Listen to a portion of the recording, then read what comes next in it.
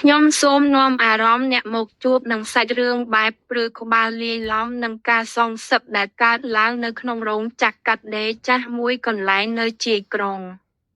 រឿងម៉ាស៊ីនដេរលេខ13នៅក្នុងរោងចក្រកាត់ដេរដ៏ធំមួយដែលមានកម្មកររាប់រយនាក់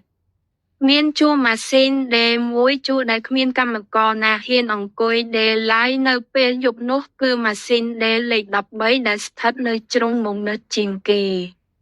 មានពាក្យចចាមអារាមថាកាលពី2 ឆ្នាំមុនមានកម្មការិនីម្នាក់ឈ្មោះស្រីហួចបានធ្វើការថែមម៉ោងអូធីទាំងយប់ជ្រៅរួចក៏សន្លប់ដួលបោកក្បាលទៅនឹងធ្មេញម៉ាស៊ីនដេរនោះស្លាប់ទាំងឈាមជោកមុខ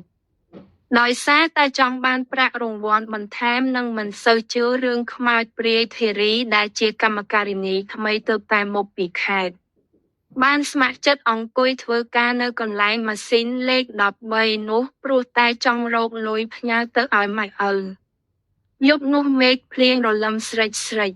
ម៉ោងប្រហែលជាជិត12យប់ទៅហើយកម្មករផ្សេងទៀតបានត្រឡប់ទៅផ្ទះអស់នៅសល់តែធារី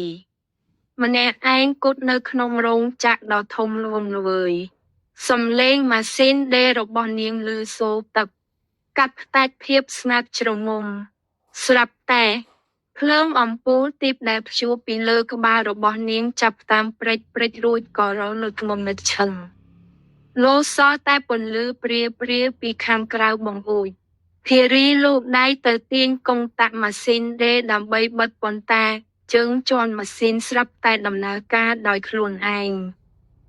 តបម៉ាស៊ីនដេរដើរយ៉ាងលឿននិងខ្លាំងទាំងដែលធារីបានដកជើងចេញហើយនាងភ័យស្លន់ស្លោព្យាយាមទាញខ្សែភ្លើងដកចេញពីព្រីតែម៉ាស៊ីននៅតែមិនព្រមឈប់ដេរស្របពេលនោះក្លិនឈាមស្រស់ភាយឡើងអូទីនិតពេញអាកាសធារី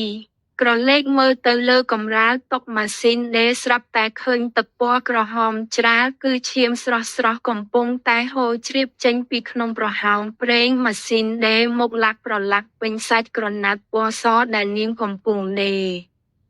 ហើយធារីស្រែកឡើងទាំងភ័យខ្លាចហើយបំរុងនឹងស្ទុះក្រោកឈររត់ប៉ុន្តែដៃរបស់នាងត្រូវកម្លាំងអរូបិយយ៉ាងសង្កត់ជាប់ទៅនឹងតុនៅចំពោះមុខរបស់នាងត្រង់កន្លែងចូលម៉ាស៊ីនដេរដែលកំពុងតែបោះចុះឡើងយ៉ាងលឿននោះមានស្រមោលសក់វែងរញ៉េរញ៉ៃមួយចេញពីក្រោមទលូនឡើងមកយឺតវាជារូបរាងរបស់ស្រីហួច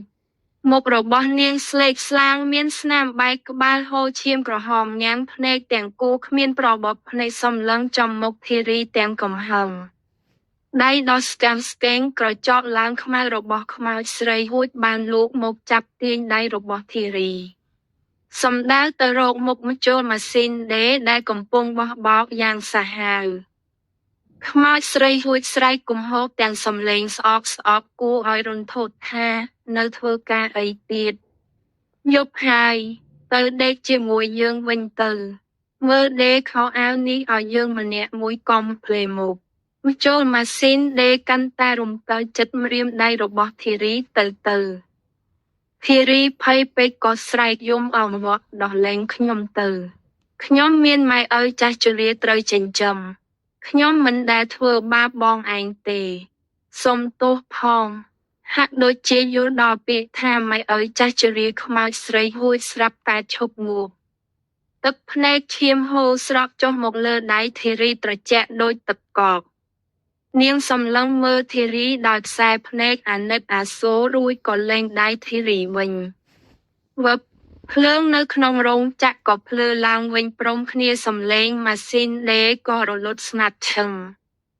ខ្មោចស្រីហួចបានបាត់ស្រមោលសូន្យប៉ុន្តែនៅលើសាច់ក្រណាត់ពណ៌សនោះមានស្នាមឈាមដេរជាប់ជាអក្សរខ្មែរយ៉ាងច្បាស់ថាប្រាប់មេការផងយើងចង់បានលុយខែចុងក្រោយរបស់យើងព្រឹកឡើងធារីបានរាយការណ៍រឿងនេះប្រាប់អ្នកគ្រប់គ្រងនិងថៅកែរោងចក្រភ្ញាក់ព្រឺតព្រោះតាមពិតទៅកាលពីស្រីហួចស្លាប់ក្រុមហ៊ុនមិនទាន់បានបើកប្រាក់ខែចុងក្រោយនិងលុយសំណងជូនគ្រួសារនាងនៅឡើយទេដោយសារតែការរត់ការឯកសារយឺតយ៉ាវ បន្ទាប់ពីបានដឹងរឿងថៅកែបានប្រញាប់យកប្រាក់ខែទាំងអស់នោះទៅធ្វើបុណ្យឧទ្ទិសកុសលនិងសង់ខ្ទមអ្នកតាមួយនៅក្បែររបងរោងចក្រសម្រាប់វិញ្ញាណក្ខន្ធនាង